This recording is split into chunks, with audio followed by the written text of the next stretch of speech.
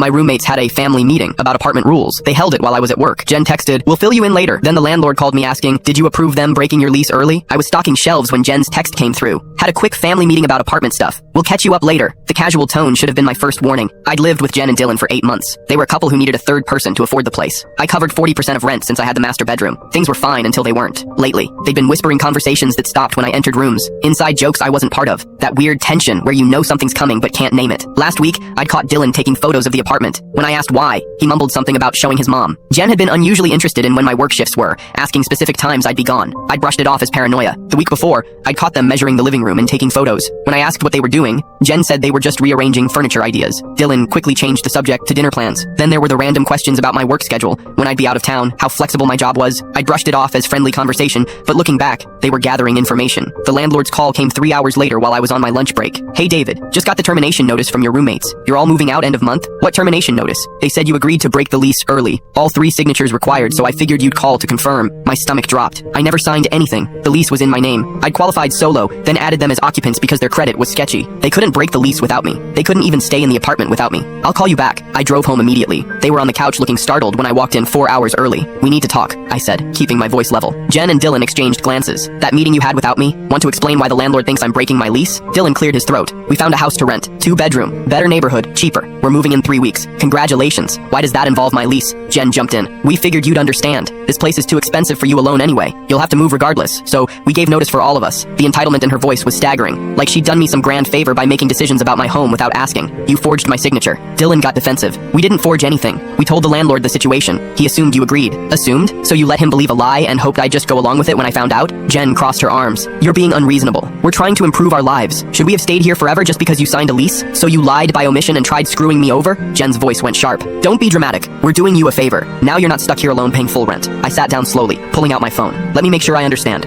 You found a place that doesn't include me, decided I'm moving out, told the landlord I approved it, and now you're framing this as helping me? It's not like you have a choice," Dylan said. "2 of us are leaving. You can't afford this place solo." "Actually, I can. The lease is mine. You're both just occupants. I never needed you financially. I needed help with utilities and took pity when you said you were desperate for housing." The color drained from Jen's face. Dylan started backtracking. "Come on, man. We can work this out. Here's what's gonna happen. I'm calling the landlord back to confirm I'm staying. You 2 are leaving end of month as you planned. And since you tried breaking my lease without permission, you're paying the early termination fee the landlord mentioned. That's $2,400. We don't have that," Jen protested. "Should have thought about that before your little meeting. I've got texts, recordings of this conversation, and the landlord as a witness that you acted without my consent. Pay the fee or I'll sue for it, plus damages." They moved out 3 weeks later, refused to pay until my lawyer sent a demand letter. They settled for $2,000 to avoid court. I found new roommates within a week. 6 months later, Jen texted asking if I had leads on affordable apartments. Their rental house got sold and the new owner doubled their rent. I left her on read.